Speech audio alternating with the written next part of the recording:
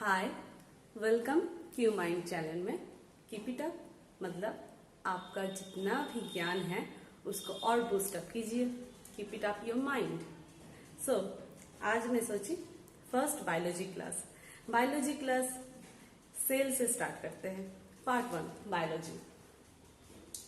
तो बायोलॉजी की जो फादर ऑफ बायोलॉजी बोला जाता है एरिस्टोटल को। तो एरिस्टोटल, ये क्वेश्चन में आता भी है, फादर ऑफ बायोलॉजी किन्हें बोला जाता है? तो एरिस्टोटल। फर्स्ट हम लोग आज सेल से स्टार्ट करेंगे। तो सेल की जो स्टडी है उनको क्या बोला जाता है? सेल की स्टडी को बोला जाता है साइटोलॉजी।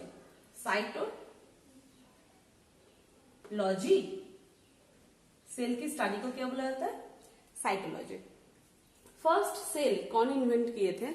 Of course dead cell. ठीक है, ये गलत मत कीजिएगा। फर्स्ट डेड सेल इन्वेंट किए थे कौन? Robert Hooke. First dead cell invent किए थे रॉबर्ट हुक। कितने साल में इन्वेंट किए थे? 1665 में फर्स्ट डेड सेल इन्वेंट किए थे। कहाँ किए थे? बार्क, ऐसे ट्री का जो बार्क होता है, कॉर्क से उन्होंने डेड सेल इन्वेंट किए थे। अच्छा, डेड सेल जो इन्वेंट किए थे वो दिखने में कैसा था? सेल दिखने में था ऐसे हेक्सागोनल वे में। ठीक है, तो ऐसे हेक्सागोनल वे में दिखने में था, जो एक के ऊपर एक अरेंजमेंट किया हुआ था, जो हनीकॉम्ब की छत्ते की तरह होता है, हेक्सागोनल इन शेप। तो एक एक रूम को लिटिल रूम बोला जाता है। ये सेल जो है ना, एक लैटिन वर्ड से आया है ये वर्ड।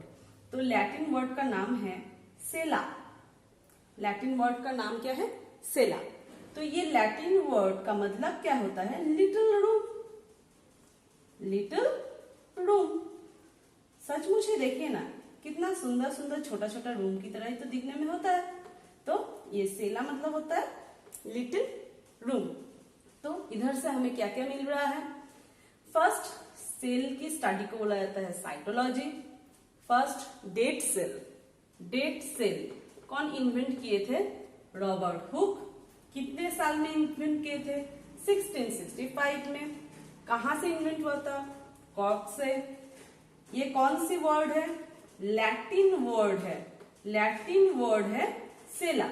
लैटिन वर्ड सेला से तैयार हुआ है ये नाम सेल। लैटिन वर्ड सेला से पाया गया है नाम सेल, जिनका नाम होता है लिटिल रूम। अब आपको दिखाती हूं। ऐसे ही बर्क से ऐसे ही जस्ट ये मॉडल है। ठीक है, ऐसे ही दिखने में होता है। जब अंडर माइक्रोस्कोप रखिए या कोई भी मैग्नीफाइंग ग्लास के अंदर रखिए तो ये दिखाई ऐसे देता है, छत्ते की तरह। कैसे? मधुमक्खी की छत्ते की तरह। अच्छा, लिविंग सेल जो है, लिविंग सेल कहां से पाया गया था? First of all living cell पाया गया था पॉन्ड से। तो ये लिविंग सेल कौन ढूंढ कर लाए थे? A.V. लीवेनहॉक। A.V. लीवेनहॉक। ठीक है, इन्होंने ढूंढ कर लाए थे। तो ये जो A.V. लीवेनहॉक है, इन्होंने कितने साल कैसे ढूंढे थे? ऐसे ही तो जाकर देखकर ही तो पॉन्ड में उन्हें नहीं मिल जाएगा। तो उन्होंने एक सिंपल माइक्रोस्कोप बनाए थे, जिनमें क्या था? दो ब्रश प्लेट था। ब्रश का दो प्लेट था, दो साइड में ऐसे, और बीचों बीच में लेंस था, जो क्या था? Biconvex lens. बाइकॉन्वेक्स क्यों बोला जाता है? क्योंकि ये है दो कॉन्वेक्स प्लेनों को, दो प्लेनो कॉन्वेक्स को मिलाकर बाइकॉन्वेक्स लेंस तैयार किया जाता है। कॉन्वेक्स का जानते ही है कि आप कॉन्वर्ज करते हैं, एक जगह फोकस करते हैं। तो ये यूज करके उन्होंने क्या किया था? लिविंग सेल डिस्कवर किए थे। कहां से? पॉन्ड से। रेंज 75 से 250 टाइम्स इनलर्ज हो सकता था, मतलब आप अगर कुछ भी चीज इनके नीचे देंगे तो उस चीज का इमेज को 75 to 250 टाइम्स उसको बड़ा कर देते थे। तो इसीलिए छोटा कुछ भी चीज देख सकते थे उनके थ्रू, सिंपल माइक्रोस्कोप के थ्रू। माइक्रोस्कोप का भी बहुत सारे वैरायटी होते हैं, कुछ वैरायटी पढ़ते हैं। फर्स्ट कंपाउंड माइक्रोस्कोप के बारे में पढ़ते हैं। कंपाउंड माइक्रोस्कोप क्या है? ये जो माइक्रोस्कोप है ये रॉबर्ट हुक ने ही स्टार्ट किए थे। कौन? रॉबर्ट हुक ने ही स्टार्ट किए थे। इनका रेंजिंग अगर बोला जाएगा कि कौन से साल से कौन से साल तक कंपाउंड माइक्रोस्कोप के ऊपर काम किया गया है, तो 1635 से लेकर 1703 तक कंपाउंड माइक्रोस्कोप के ऊपर काम किया गया है। दो लेंस इस्तेमाल किया था, एक आईपीस और एक ऑब्जेक्टिव। ये कैसे लाइट कमिंग होता था, मतलब लाइट कहां से आते थे? ऑयल फ्लेम के थ्रू, ऑयल फ्लेम से पास होकर वो लाइट आते थे जो ऑब्जेक्ट को बड़ा कर देता था। इनमें कौन सा मिरर यूज किया गया था? इनमें कॉन्वेक्स मिरर इस्तेमाल किया गया था। मॉडिफाई किया गया है। फर्स्ट ऑफ ऑल ये साइंस की लैबोरेटरीज में यूज किया जाता था। ये साइंस के लैबोरेटरीज में, तो साइंस के लैबोरेटरीज में इन्हें यूज किया जाता था। इनका क्या था? ऑब्जेक्ट और ऑब्जेक्ट लेंस की जो ऑब्जेक्ट से, मानो इधर में अंडर माइक्रोस्कोप कोई ऑब्जेक्ट रखी, एक स्लाइड रखी हूं, इसमें कुछ भी है, कुछ सेल है, तो इनके ऊपर जो ऑब्जेक्ट लेंस होगा उस ऑब्जेक्ट लेंस का डिस्टेंस कम कर दिया गया। पहले कंपाउंड माइक्रोस्कोप से अभी जो मॉडर्न कंपाउंड माइक्रोस्कोप हुआ उनका ऑब्जेक्ट लेंस से ऑब्जेक्ट का जो प्लेस है उनका डिस्टेंस कम कर दिया गया, ताकि वो और अच्छे से दिखाई दे, ताकि वो और ज्यादा मैग्नीफाई हो जाए। तो इनके कारण क्या हो गया, वो 1500 टाइम्स बड़ा दिखने लगे, लार्ज दिखने लगे। जो भी ऑब्जेक्ट है वो 1500 टाइम्स लार्जर दिखने लगे। ओके। इलेक्ट्रॉन माइक्रोस्कोप 1897 1969 तक इनको लेकर काम चलाया गया। तो कौन कौन इनके ऊपर काम किया? इनके ऊपर काम किया जर्मन साइंटिस्ट ने। कौन? German scientist. जो जर्मन साइंटिस्ट थे उन्होंने इनके ऊपर काम किए थे। तो जर्मन साइंटिस्ट कौन थे?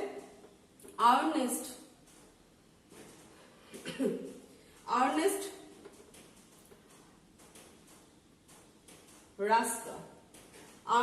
रस्का एंड मैक्स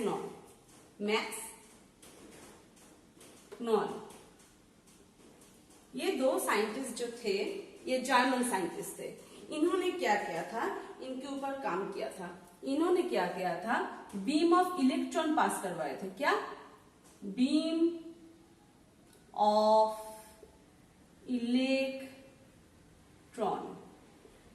इलेक्ट्रॉन पास करवाए थे। उनके बाद क्या, जो भी ऑब्जेक्ट दिखाई दे रहा था 40,000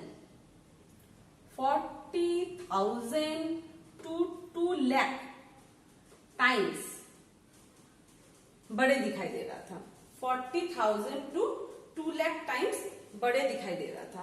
फर्स्ट जब उन्होंने इलेक्ट्रॉन पास करवाए थे उनको 2D पिक दिखाई देता था, 2D image. Okay, 2D image दिखाई देता था। लेकिन बाद में और ज्यादा मॉडिफाई करने के बाद 3D इमेज तक वो लोग दिखाए हैं। और इनमें कौन सा स्क्रीन यूज किया गया है? Fluorescent screen. अगर केमिस्ट्री के जब चैप्टर होंगे फ्लोरेसेंट स्क्रीन कैसे तैयार किया जाता है दिखाऊंगी, तो उनमें क्या, फ्लोरेसेंट स्क्रीन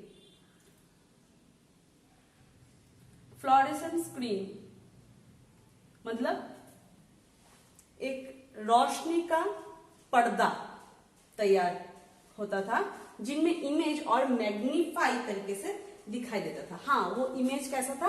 वर्चुअल इमेज था। इमेज कैसा था? Virtual image.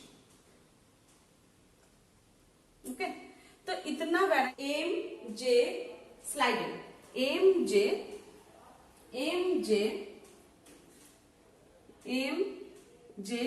स्लाइडेन। तो एम जे स्लाइडेन 1838 में उन्होंने थ्योरी दिए थे, M J Schleiden. Next German scientist जो थे वो जियोलॉजिस्ट थे, ठीक है,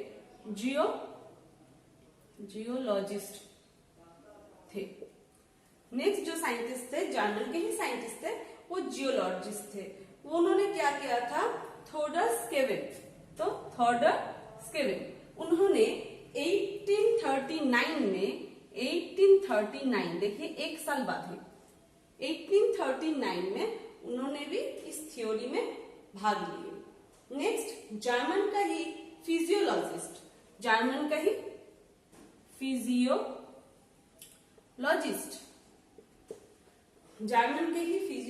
थे जिनका नाम था रुडोल्फ, साइंटिस्ट रुडोल्फ।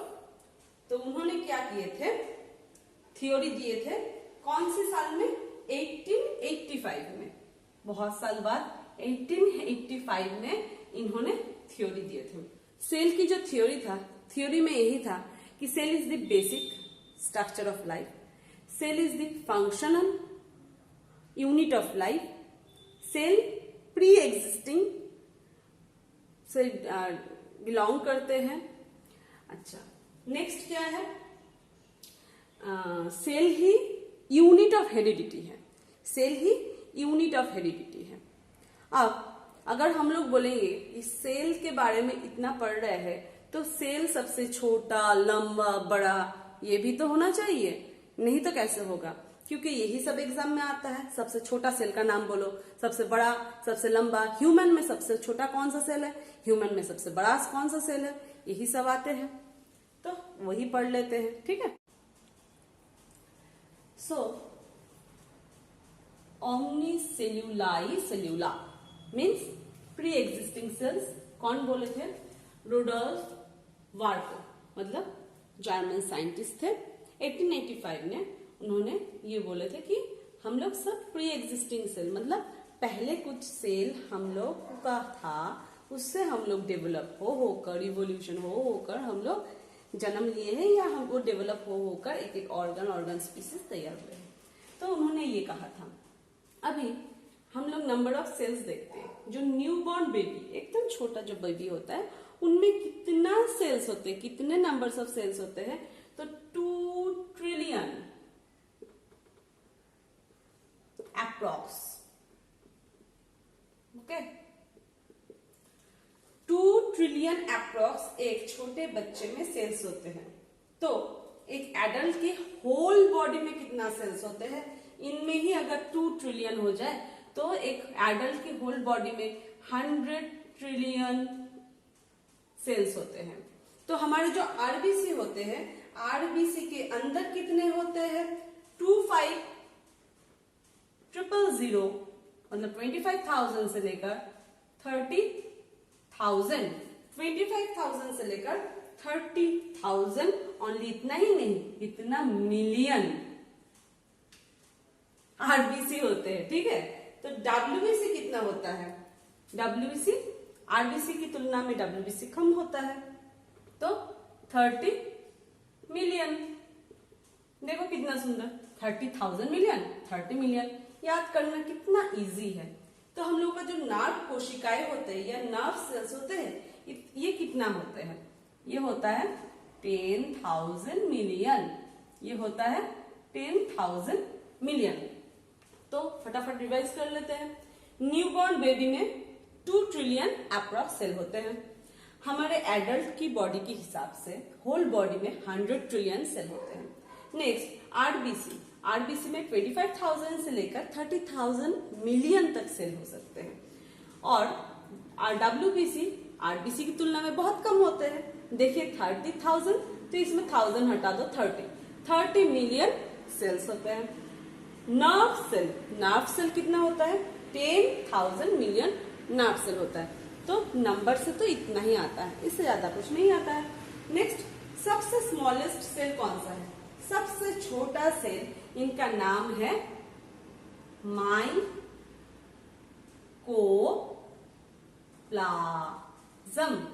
इनका नाम क्या है? माइकोप्लाज्मा या माइकोप्लाज्मा ही, ठीक है, माइकोप्लाज्मा। तो सबसे छोटा जब है इनका तब साइज भी उतना ही होना चाहिए।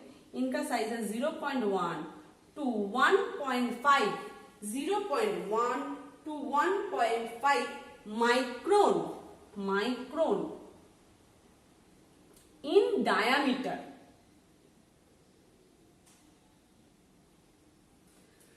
तो कितना है? माइकोप्लाज्मा 0.1 से लेकर 1.5 माइक्रोन इन डायमीटर। सबसे तब लंबा, अच्छा लॉन्गेस्ट एंड लार्जेस्ट में गलती मत कीजिए। लॉन्गेस्ट मतलब क्या होता है? लंबा। और लार्जेस्ट मतलब क्या होता है? इनके वाइड ज्यादा होते हैं, ठीक है, ये चौड़ाई में ज्यादा होता है, ये होता है लार्जेस्ट। और लॉन्गेस्ट मतलब होता है लंबा, ठीक है। तो ये दोनों ध्यान में रखिएगा लॉन्गेस्ट एंड लार्जेस्ट में। लॉन्गेस्ट सबसे क्या होता है? नर्व सेल होता है। लॉन्गेस्ट क्या होता है? Nerve cell. लॉन्गेस्ट कौन है? सॉरी, लॉन्गेस्ट कौन है? नर्व सेल होता है। तो ये कितना होता है? 1 मीटर इन डायामीटर। कितना होता है? 1 मीटर इन डायमीटर। और लार्जेस्ट जो होता है, बड़ा, लार्जेस्ट मतलब बड़ा, तो क्या है? ऑस्ट्रिच कंडा।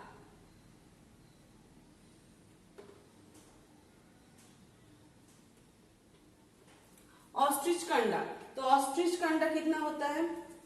170 इंटू 135, 170 इंटू 135 mm मतलब मिलीमीटर इन डायामीटर।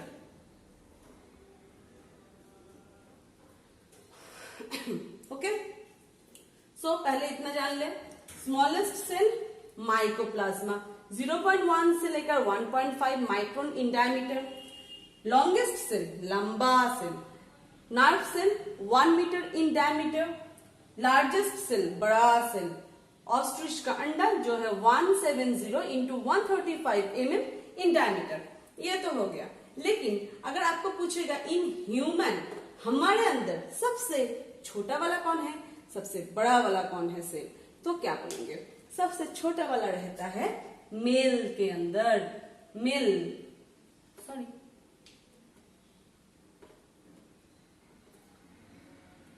सबसे छोटा वाला रहता है मेल के अंदर, सबसे बड़ा वाला रहता है फीमेल के अंदर। तो सबसे छोटा वाला मेल के अंदर, सबसे बड़ा वाला फीमेल के अंदर।